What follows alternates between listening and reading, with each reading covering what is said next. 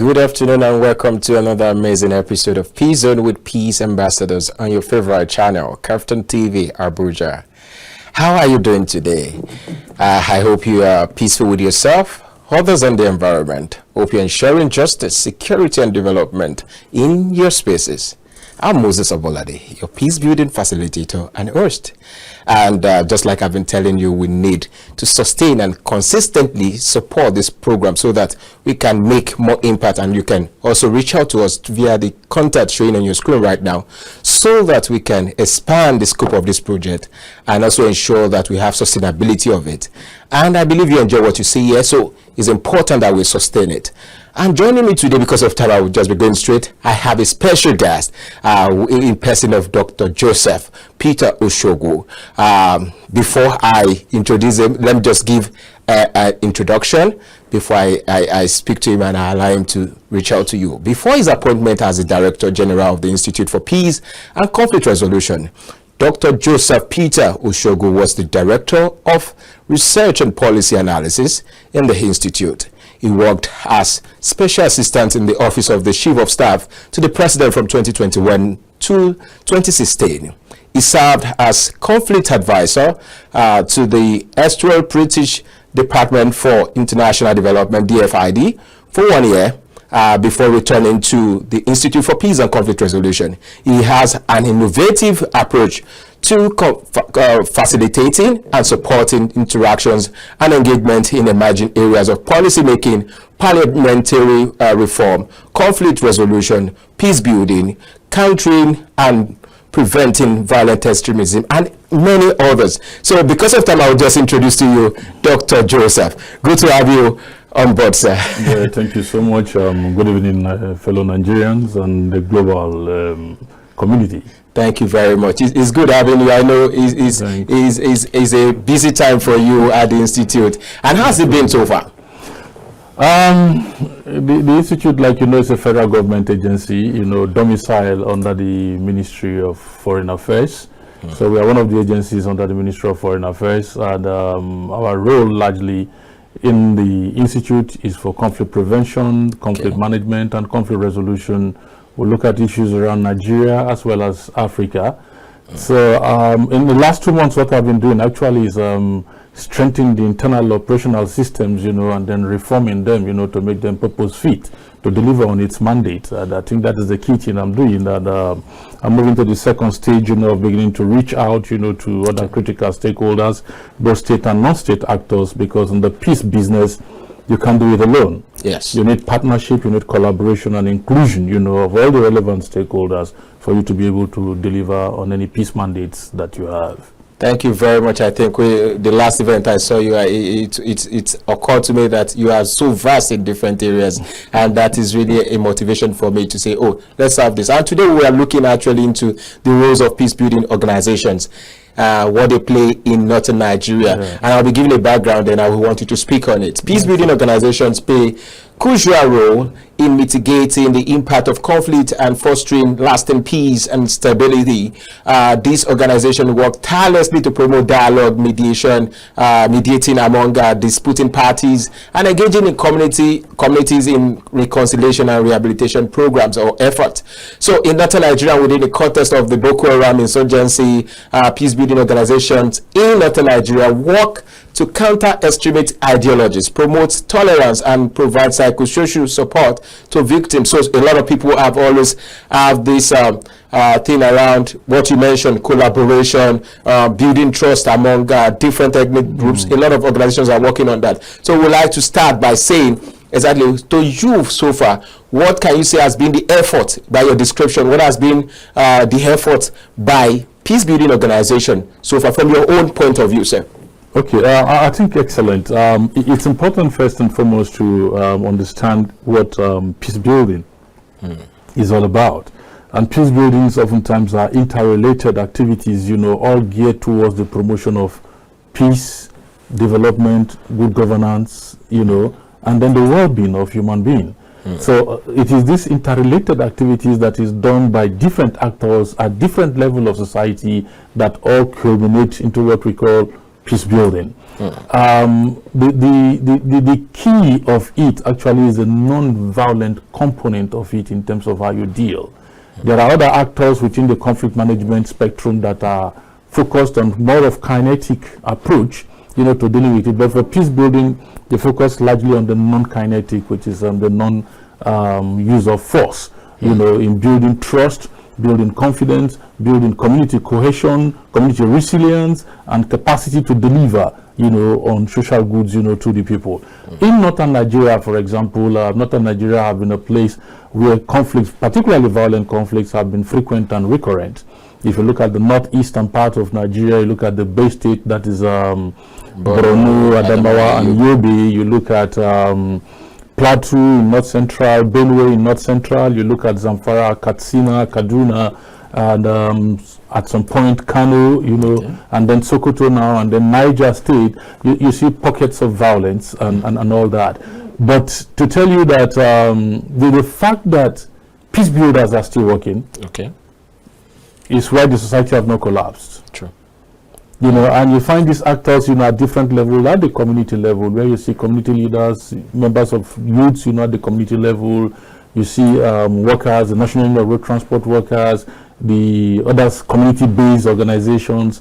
You find, for example, the GNI, Jamaatul Nasrul Islam. You find the Christian Association of Nigeria. You find the PFN. You find other stakeholders. You find the women group, the youth group, and all this group of people, working at the area of operation. And then they keep society moving. That is to say, even in the midst of the crisis, you find people working to ensure that society continues to move. Livelihoods are sustained to an extent. People are able to go to school. If they need to go to school, people are able to farm, piece of their livelihood, in spite of the attacks. And of course, you find again the other component of the kinetic approach in terms of the government security forces, providing support to allow these people to go about their daily life and all that. And also, it is important to mention the critical role of traditional rulers, in some of these domains, on how they promote peace within their places. And also, let us not forget there are government agencies like the National Orientation Agencies. There are other state level, like the Local Government Education Board, local government health systems and all that. It is sad that our local government system is very weak, and I would say extremely weak. And the weaknesses of this level of government, this tier of government, is largely, to a very large extent, responsible to the vulnerability, at this local community level where people are resident. It therefore means that perhaps if we're looking for solutions, it will be how do we strengthen our local government systems and empower them to deliver, on the mandate, that the Constitution said they need to deliver, and then providing support from the center, and the states into these local areas to ensure that we have peace, we have security, then people can go about their daily life, in a much more peaceful way. I think that is a challenge that we all need to take as all stakeholders going forward, because in building peace, it's a whole of society, whole of government approach, in dealing with it. And if you don't deal with it that way, you create a vacuum, or you create a lacuna, then irredentist forces, non-state armed actors, who are bent on having their way, will always do it. Also, using this program, I think it's instructive too for me to try to define that there is a difference between conflict and security, particularly when it comes to the issue of criminalization of conflict. I'm so happy that you got into that space now, because we have had a lot of guests on this show that have also talked about the issue as regards securitization of a particular issue, criminality to be distinguished from conflict. And I think that's also very germane. But sorry to cut you, but I would just want us to look at how peace building organization build capacity of individuals and conflict contest. Now, when a particular organization gets to a contest, how do they build the capacity of people not to just leave them hanging when they leave that scene, and how the people can own ownership to it? That's right. I think the first and foremost is that for any intervener, particularly external intervener, even if you are leaving Abuja to go to Zamfara to do peace work, or you are leaving Goso to go to Ankara to do peace work, the first thing first will be your entry point. What will be your entry point of engagement? Okay. There are already peace infrastructures in those local community that you can work in isolation of. So therefore, your entry point must be consultation in terms of stakeholders engagement to map these stakeholders who are peace agents and infrastructures of peace within local community, and then get their buy-in into whatever kind of training or intervention you want to give them. And then you begin the process of training them with new knowledge that they can adapt to their own local knowledge and local context, you know, for them to make a difference. You know, if you don't do that, you just go to what we call just like development dumping. You know, you carry peace building dumping, and then you dump in the local community. It doesn't work, because once you finish the throwing and the eating of cake and the snapping of picture and the award of certificates, it just ends there. So peace building training has become much more of a life transforming experience for people, so that even if it is 3-4 people that you take, the people buy into it and they run into it and make a puzzle of peace of it. In terms of training other of their people, you know, to buy into this ideology or into this ideology of making peace, you know, within their local community, because it is in peace they can get development.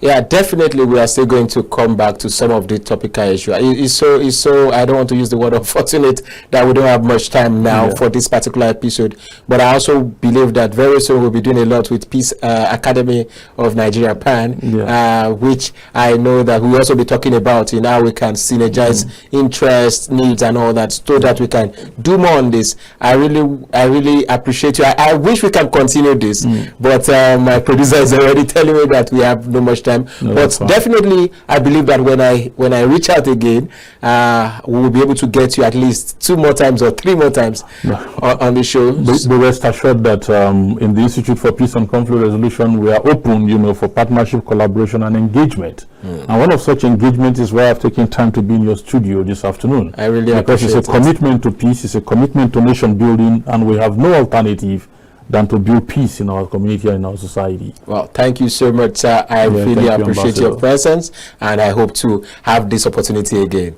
Special thanks to our guest, formerly Dr. Joseph Ochogwu, for joining me today physically, and for everybody who has been watching this. I want to say thank you for paying attention and giving me that time of yours. And I want to say, please, we've heard from him, we need to do more. If you're a peace builder doing something on feed right now, keep doing what you're doing. You might not see the larger impact, but definitely you're making impact, you're making difference. So please keep doing what you're doing. And I want to appreciate the management team of KAFTAN TV Abuja, the management team of PepNet, and even the Peace Zone crew for what they are doing behind the scene. Thank you, Sharon, for the work you're doing, and every other person that makes today a success. I want to say appreciation to everybody, and I want to tell you again, please, till next time that we meet on this show, ensure you are staying safe, you're staying peaceful, you're staying developed, and you're making the necessary impact in your own space. Thank you very much. I'm Moses Abolade. Bye for now.